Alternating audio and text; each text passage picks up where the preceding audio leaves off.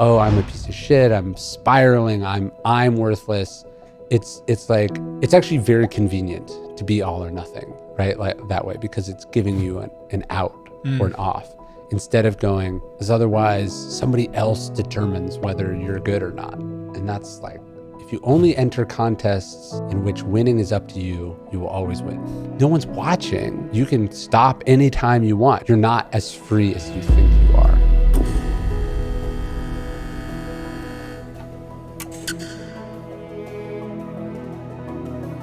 One of the things you've really reframed in a lot of people's minds is the word discipline and what it means. Yeah. Because the definition of discipline that I understood before discipline is destiny was this kind of painful restraint despite my urges for the sake of some kind of goal that I have. Yeah. What is discipline in your definition of the word and what that really means at its core? Well, I think it's important to note that the Stoics are talking about self-discipline, right? So discipline is not, the Marine sergeant telling everyone else what to do, how to be, right? The Stoics are talking about the virtue of self-discipline, which is you have your standards that you selected for yourself, that you are living up to. It's not a weapon that you wield against other people, right? And I think so often when we hear discipline, we think disciplinarian, right? Someone who's really strict. One of the beautiful lines in Meditations, Marcus Aurelius says, remember, tolerant with others, strict with yourself. And actually that itself demands so much more discipline, right? To be like, I never accept being late for me or for other people, right? I work hard. I judge people that are not in shape, right? I expect long hours from everyone that works for me. There's that sort of rigid, strict form of discipline. But I have found in my own journey, my own life, that it actually requires more discipline to go, this is what I expect of myself. And this is how I'm wired. This is how I operate best. And then I understand that other people, not only do I not control them, but they have different proclivities, different ways of living, different ways of being. And that my job is to figure out how to adapt myself to them instead of forcing them to be like me. Marcus Aurelius, it's fascinating. He has this stepbrother, and there could not be two more different people than Marcus Aurelius and his stepbrother Lucius Verus. And Marcus makes this remarkable decision soon after becoming emperor, which is that he names his stepbrother, this guy he has no blood relation to, he names him co-emperor. The first thing he does with unlimited power is he gives half of it away to someone with an almost opposite style of living, being, leadership. And in the beginning of Meditations, Marcus Aurelius talks about his brother like at length. He doesn't call him his stepbrother, he calls him his brother.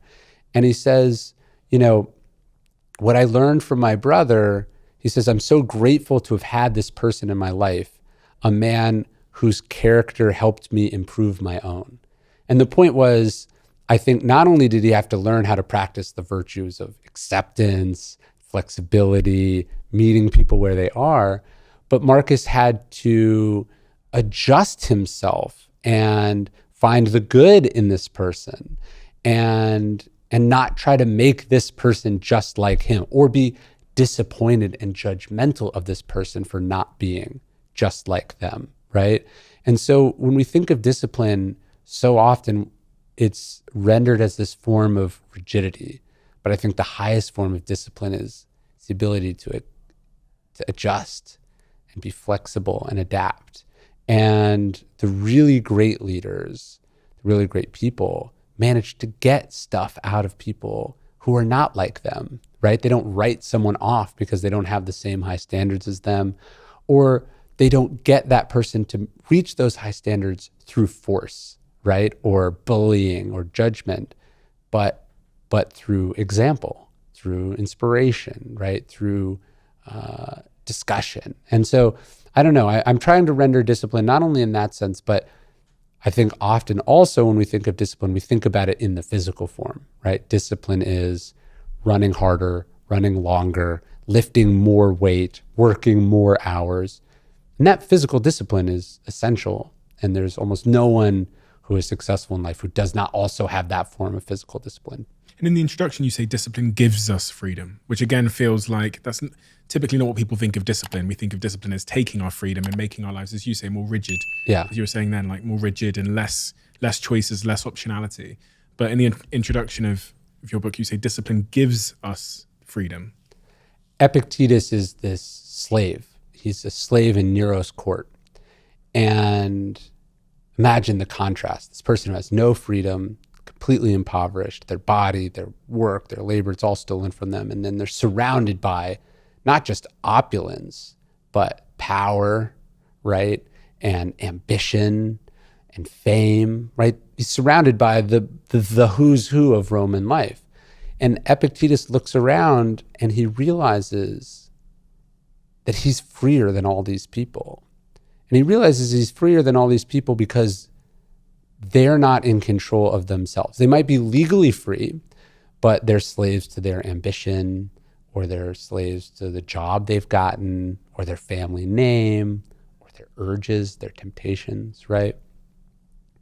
And he realizes that if you're not in control of your aversions and your desires, right? He says these are the two forces of human life: what you want, what you don't want. If you're not in command of what you do, what you think, it really doesn't matter, what your legal status is, right? You're not as free as you think you are. And I think we've all experienced that. You've met people, you've probably had them on the show.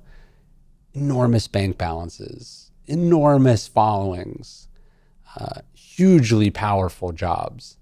And then, they're like, sorry, I have a hard out at 11:06, or whatever, right? Like they're running from thing to thing. Their phone is constantly ringing. Like they're sitting here, they're the powerful person, but someone's coming whispering in like the assistant is actually in charge, right? Or the wanting the more, the next thing, the next accomplishment. That's what's really driving them. And so, the Stoics were successful and they did do things in the world. They weren't all like Epictetus, but they understood that if you're not in charge of yourself and your life, like your emotions, your thoughts, what you will do and what you won't do, it really doesn't matter what you can do. You're not free. And when you are in the sway of something, whether it's an addiction, whether it's momentum of your career, whether it's just doing what everyone else is doing, like you're not free. And so creating structure and rules, it can feel limiting and like you're giving up a freedom, but you're actually gaining freedom that a lot of people have never even tasted. Discipline begins with the body. I think so. It's very hard to be emotionally disciplined as you're stuffing your face or if you feel like garbage, right? Like if I'm not taking care of myself, if I'm not sleeping, if I'm deferring maintenance, right? Then something stressful comes along, I'm just going to magically step up and be able to handle that. No, like when I am fine-tuned and finely fueled and I'm taking care of myself, I'm in a place where emotionally I'm much better off. Like every morning I try to go for a walk. I take my kids and we just go outside and we go for a walk. And I try not to bring the phone. I try not to get distracted. I just try to be present, be outside. I can tell in their behavior the days when that didn't happen. And I'm sure they can tell in my demeanor the days that didn't happen, right? Mm-hmm. And so taking care of yourself physically is setting yourself up to thrive emotionally and temperamentally. What did Stoicism say about that? About the importance of, keeping yourself in good shape, both cognitively, physically? Yeah, there's a Latin expression. I won't butcher the Latin, but it's basically like a strong mind and a strong body, that you have to have both, to just be very well read, very informed or steeped in philosophy, but to be physically weak. And this isn't meaning that you have to be able to lift super heavy weights, but the idea is like, are you active? Are you in charge? Are you pushing yourself?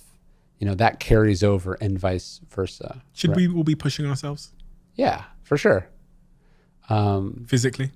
Yeah, having something that gets you a win every day is a very underrated philosophical hack, right? Like, I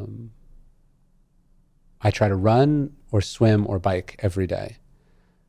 I'm not training for a marathon. I'm not trying to set any records. I'm trying to make a promise to myself and keep that promise.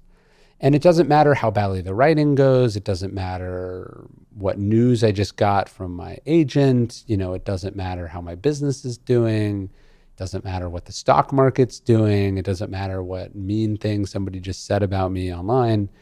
It doesn't matter if my wife and I are getting along. It doesn't matter if the kids are like, if I have something that every day, if I do it, I'm proud of myself for doing it.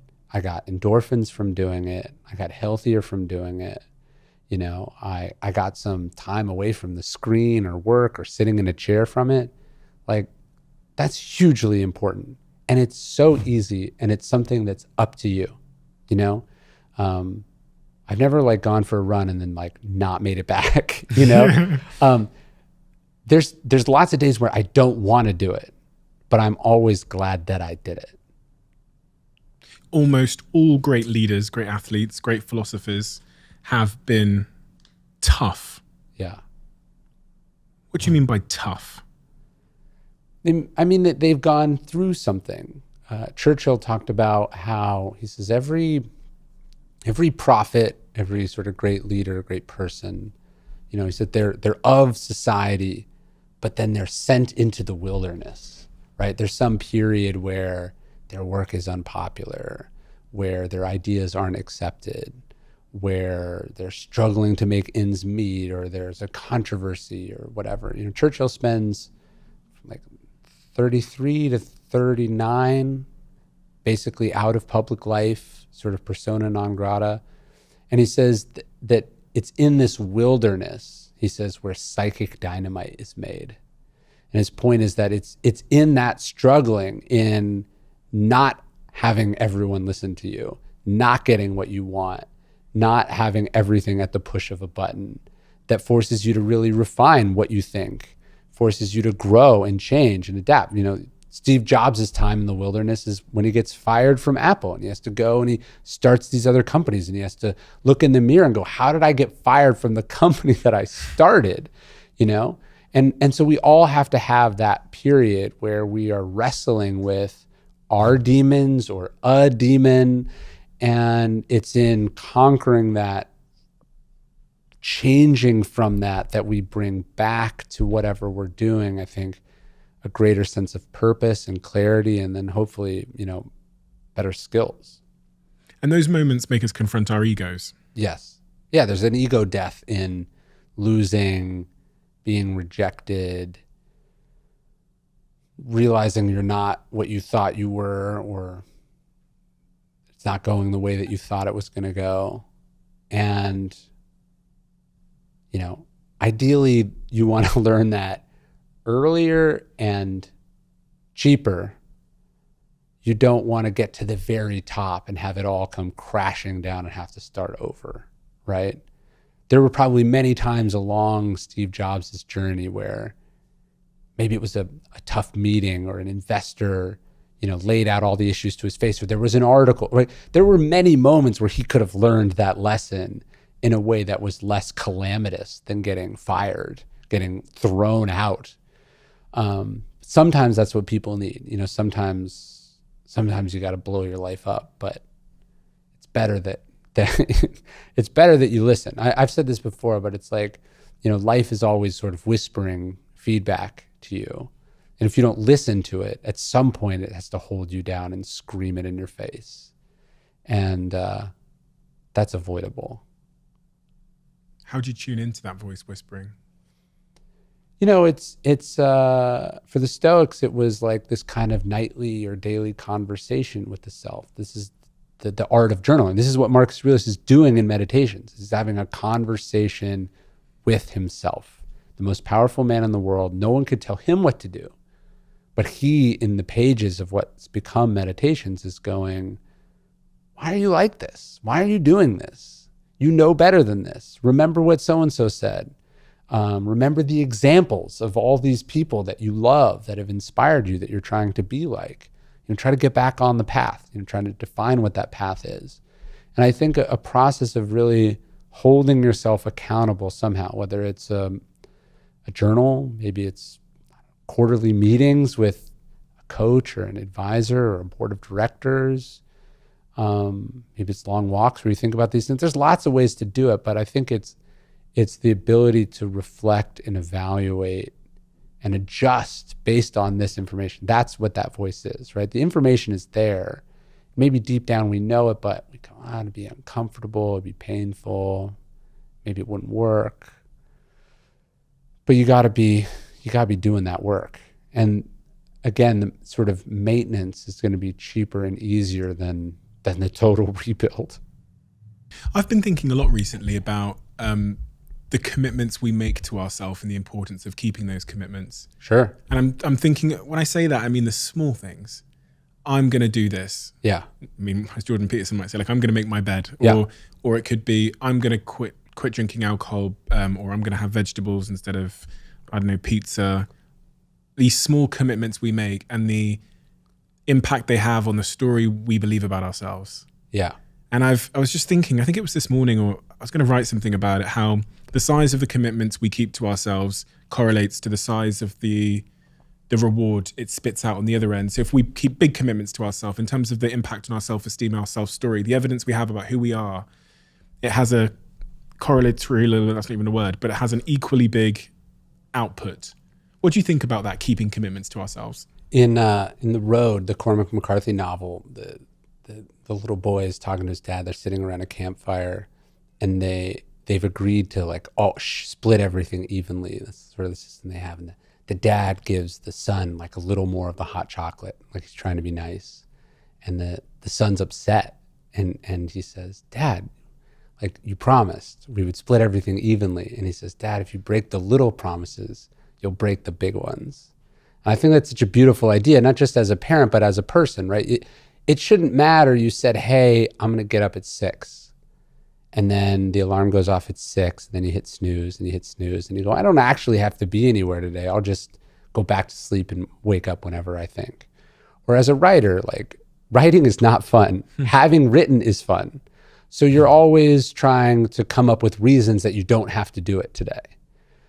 But if you're building the muscle either way. You're either building the muscle that says, I do what I say, I keep the commitments that I make, or you're building the muscle that says, I make excuses, I don't do what I say, I can't be counted on, right? And so when we think about discipline, it's really about like, what promises are you going to keep?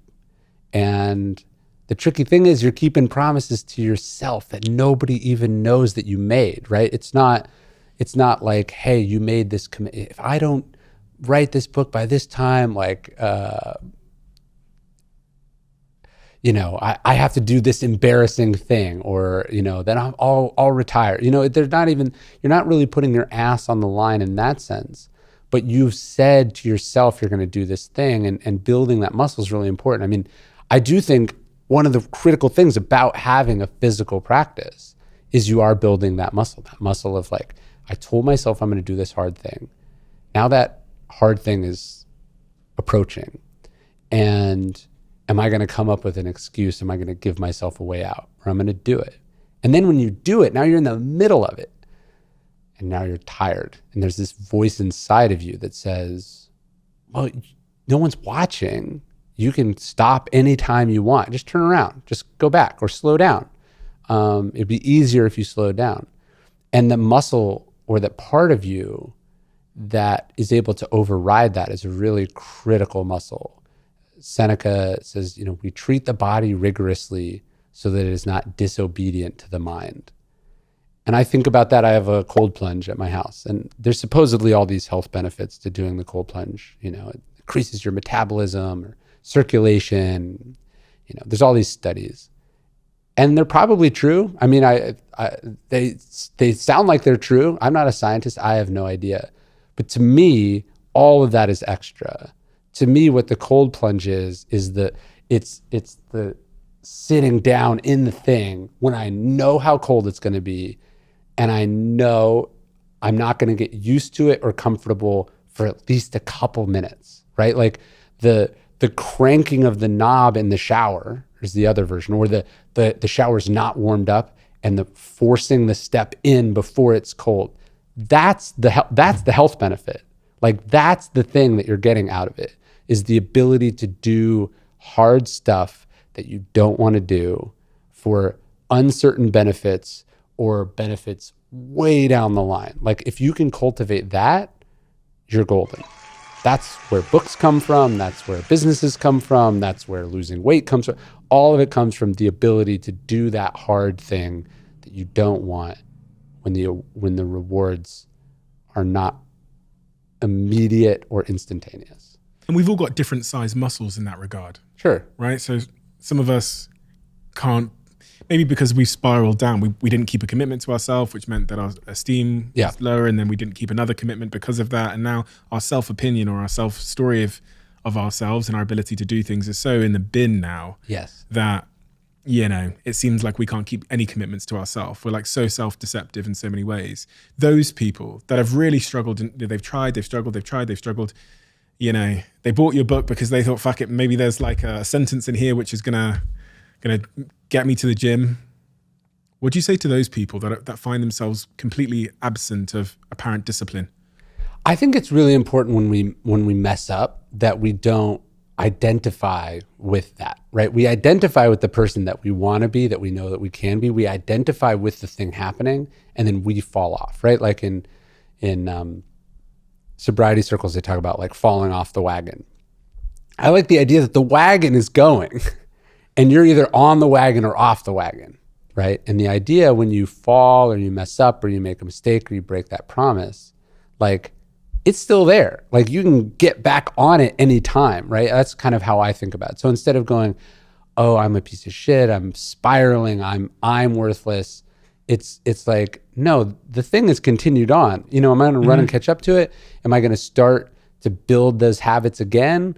Or am I going to, you know, write it off because it's not there anymore? Do you know what I mean? I kind of try to think about it that way. It's like, just because I've had a bad week where I was overscheduled or distracted or I was sick or whatever and I wasn't writing, that doesn't mean all is lost. Like, I just have to sit down tomorrow, or better, I have to sit down now, and I just have to do a little bit, right?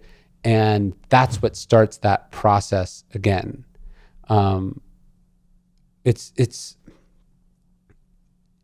not this like all or nothing kind of a thing. And I think when you hear people talk that way, they don't realize, but it's actually very convenient to be all or nothing, right? Like that way, because it's giving you an out or an off, instead of going, yeah, I didn't do what I was supposed to do the last 7 days, but that doesn't say anything about right now, or that doesn't say anything about tomorrow.